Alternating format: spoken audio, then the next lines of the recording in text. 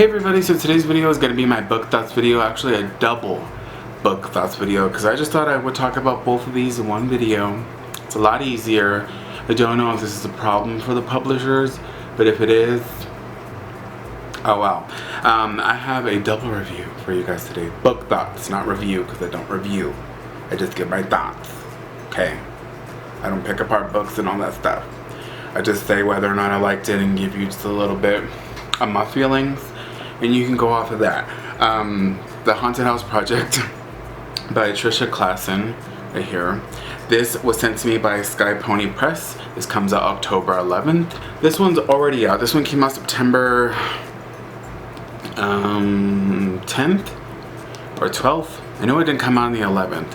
I'm sucky at this. This was sent to me by Candlewick Press for a review, and I didn't do it in time for the book's release, but I'm doing it now.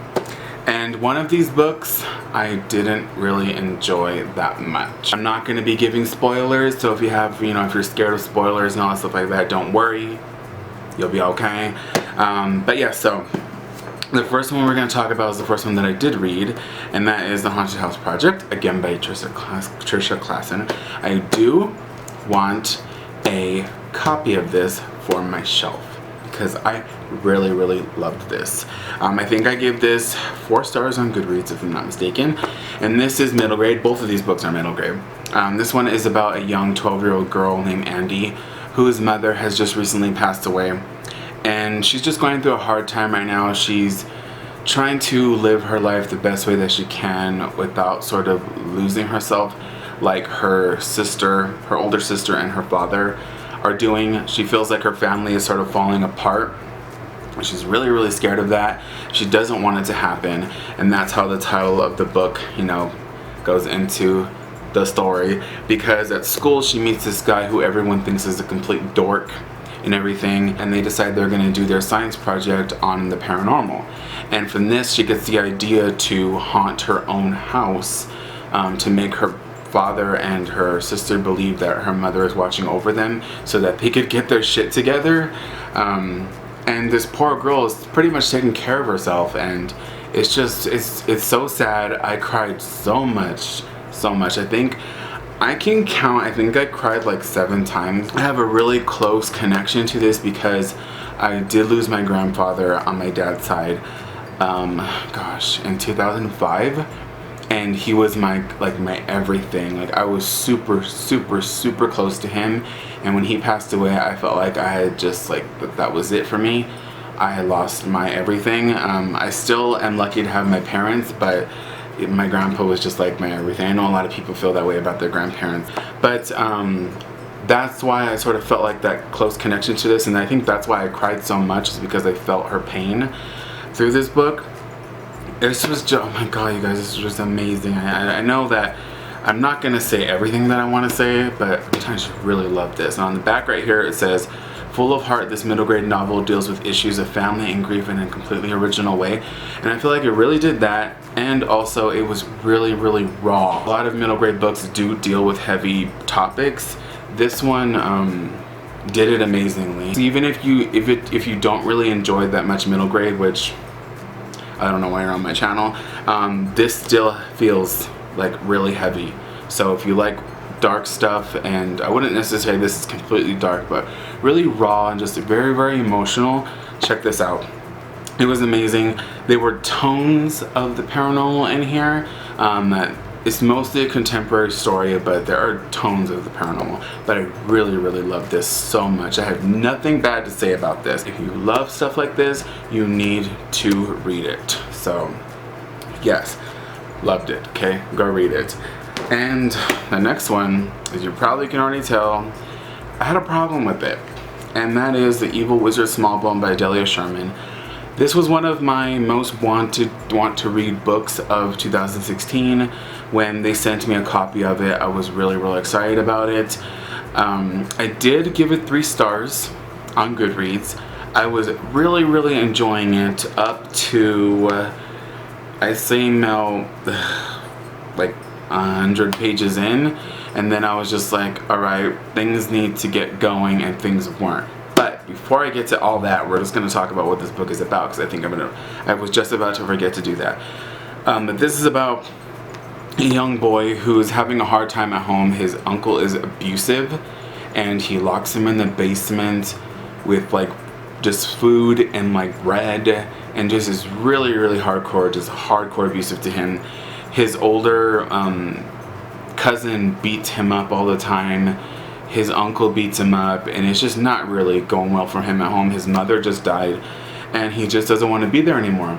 So he decides that he's going to take off and just leave. And he's done it before, but this time he thinks it's going to be really successful, and it is, because he ends up, and this is not spoiler, he ends up at this bookstore called Evil Wizard Bookstore, if I'm not mistaken, where he meets Smallbone right here, if you could see.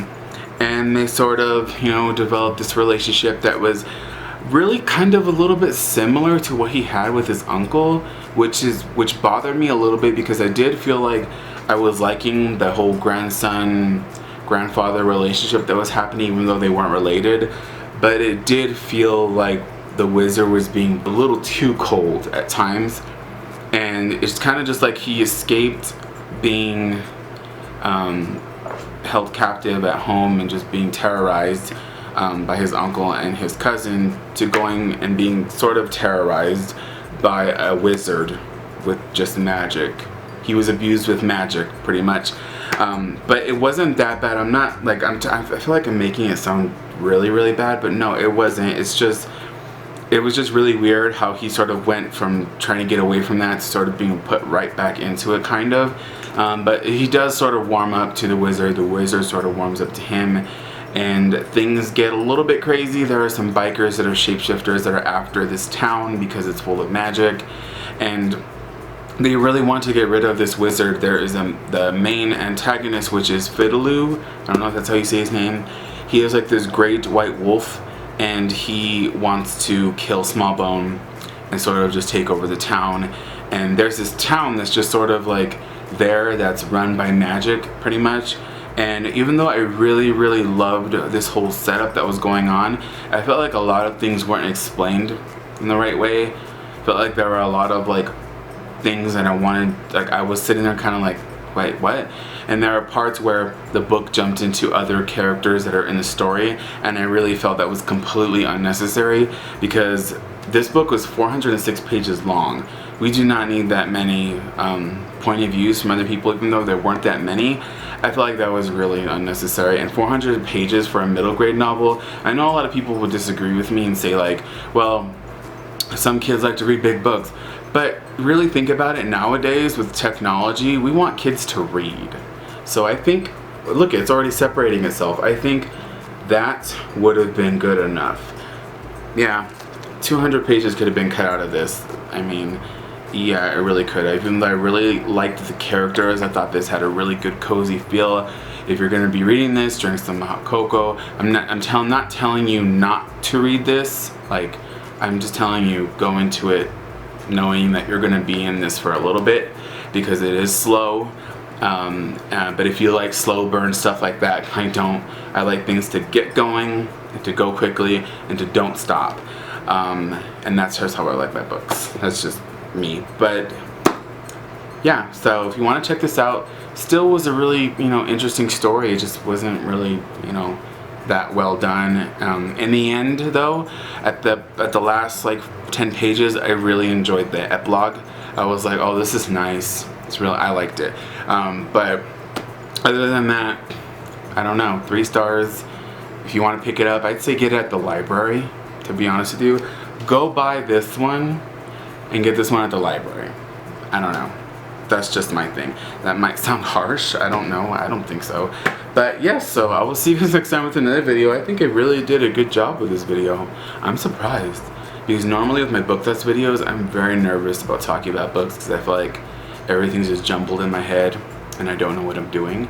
But yeah, so I will see you guys next time with another video. Let me know if you're going to be reading any of these books, if you're not. And yes, so I will see you guys next time. Bye.